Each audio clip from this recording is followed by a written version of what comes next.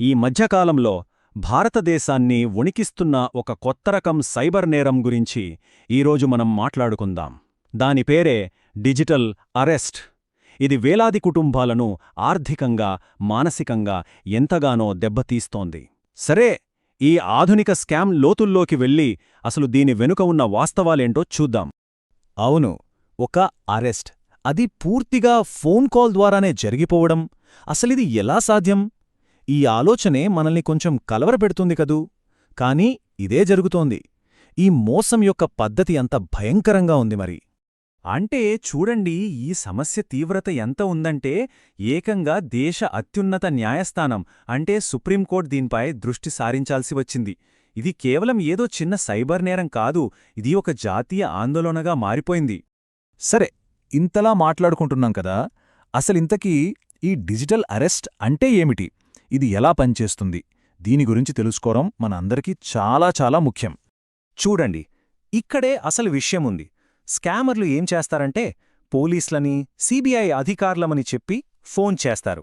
అంతే, ఏదో ఒక పెద్ద నేరం మోపుతారు. వెంటనే అరెస్ట్ చేస్తామని భయపెట్టి ఆ భయాన్ని అడ్డుపెట్టుకుని డబ్బులు గుంజేస్తారు. ఇదంతా కేవలం ఒక ఫోన్ కాల్ లేదా వీడియో కాల్లోనే జరిగిపోతోంది. నమ్మశక్యంగా లేదు కదూ. ఈ విషయం సుప్రీంకోర్టు వరకు ఎలా వెళ్ళిందంటే ఒక వృద్ధ దంపతులు ఫిర్యాదు చేశారు. కోర్టు ఈ విషయాన్ని చాలా సీరియస్గా తీసుకుని వెంటనే సిబిఐతో దేశవ్యాప్తంగా దర్యాప్తుకు ఆదేశించింది. అంతేకాదు, ఈ డబ్బు ఎటు వెళ్తోందో కనిపెట్టడానికి ఆర్టిఫిషియల్ ఇంటెలిజెన్స్ వాడమని ఏకంగా రిజర్వ్ బ్యాంకుకే సూచించింది. దీన్ని బట్టే అర్థం చేసుకోవచ్చు ఈ సమస్య ఎంత లోతుగా పాతుకుపోయిందో. సరే, ఇప్పుడు ఈ స్కామర్లు వాళ్ల బాధితుల్ని ఎలా ట్రాప్ చేస్తారో స్టెప్ బై స్టెప్ చూద్దాం. వాళ్ల ప్లానేంటో మనకు తెలిస్తేనే కదా మనం జాగ్రత్త పడగలం. ఇది మామూలు మోసం కాదు, ఇదొక పక్కా ప్లాన్తో చేసే సైకలాజికల్ అటాక్. ఫస్ట్ స్టెప్, వాళ్లు పోలీసులమంటూ అధికారాన్ని ప్రయోగిస్తారు, నమ్మించేస్తారు. రెండో స్టెప్, ఏదో ఒక భయంకరమైన నేరం మోపి విపరీతమైన భయాన్ని క్రియేట్ చేస్తారు. ఇక మూడవ స్టెప్, ఇది చాలా డేంజరస్, బాధితులను ఒక వీడియో కాల్లో బంధించేస్తారు. బయట ప్రపంచంతో మాట్లాడే అవకాశం కూడా ఇవ్వరు. ఇలా ఒంటరిని చేసి ఇంకా బలహీనుణ్ణి చేస్తారు. ఆ భయంలో, ఆ ఒంటరితనంలో మనకు ఆలోచించే శక్తి కూడా ఉండదు. సరిగ్గా అప్పుడే నాలుగవ స్టెప్లో డబ్బు డిమాండ్ చేస్తారు. ఆ సిచ్యువేషన్లో చాలామంది ఆలోచించకుండానే డబ్బులు పంపించేస్తారు. ఇంతకీ ఈ మోసం వల్ల మన దేశంలో జరిగిన నష్టం ఎంతనుకుంటున్నారు? ఇప్పుడు మనం చూడబోయే నంబర్లు నిజంగా షాక్కి గురిచేస్తాయి.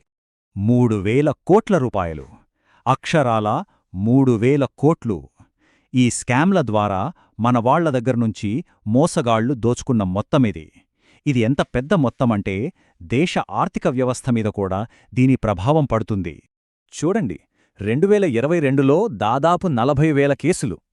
అదే 2024 వచ్చేసరికి ఆ సంఖ్య ఏకంగా 1,23,000 పైనే.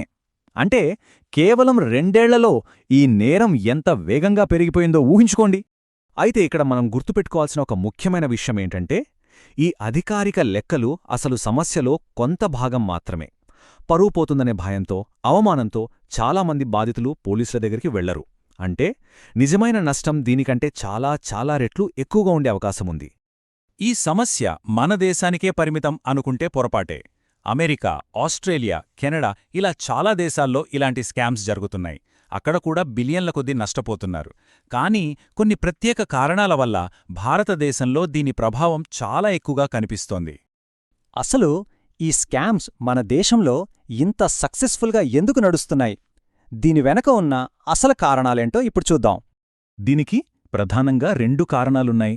ఒకటి, మన సిస్టమ్స్లో, మన వ్యవస్థలలో ఉన్న కొన్ని లోపాలు. ఇక రెండవది, ప్రజల భయాన్ని, వాళ్ల సైకాలజీని ఈ స్కామర్లు చాలా తెలివిగా వాడుకోవడం. ఈ రెండూ కలిసినప్పుడు అది ఇలాంటి ఒక పెద్ద సంక్షోభానికి దారితీసింది. వ్యవస్థాగత లోపాలు అంటే మన దగ్గర సైబర్ క్రైమ్ని ఎదుర్కోవడానికి నిపుణులు సరిపడా లేకపోవడం. డిజిటల్ టెక్నాలజీ చాలా వేగంగా పెరుగుతున్నా దానికి తగ్గ భద్రతా చర్యలు లేకపోవడం.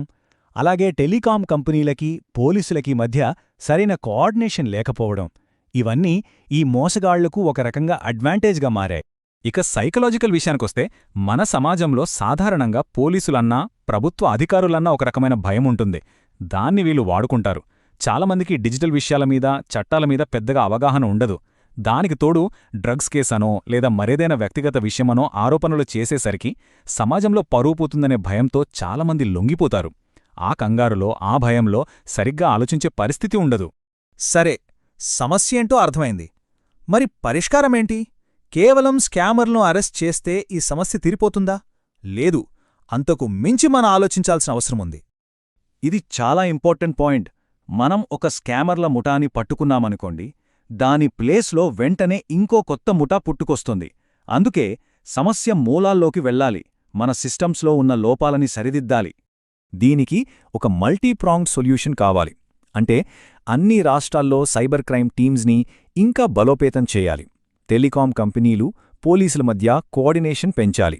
అన్నింటికన్నా ముఖ్యం, ప్రజల్లో పెద్ద ఎత్తున అవగాహన కల్పించాలి. అసలు చట్టప్రకారం అరెస్ట్ ప్రాసెస్ ఎలా ఉంటుంది, ఆన్లైన్లో బెయిల్ కోసం డబ్బులు కట్టమంటారా, ఇలాంటి విషయాలపై అందరికీ క్లారిటీ ఇవ్వాలి.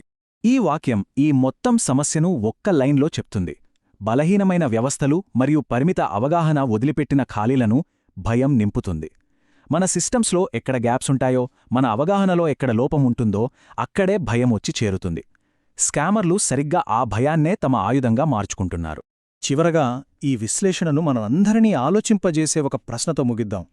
మన దేశం వేగంగా డిజిటల్ వైపు దూసుకెళుతోంది, మంచిదే. కానీ ఈ ప్రయాణంలో మనం భద్రతాపరమైన లోపాలను సరిదిద్దుకుంటూ ముందుకు వెళ్తున్నామా, లేక తెలియకుండానే ఇలాంటి మోసగాళ్లకు కొత్త కొత్త దారులు చూపిస్తున్నామా? దీని గురించి మనమందరం ఆలోచించాల్సిన అవసరం ఉంది.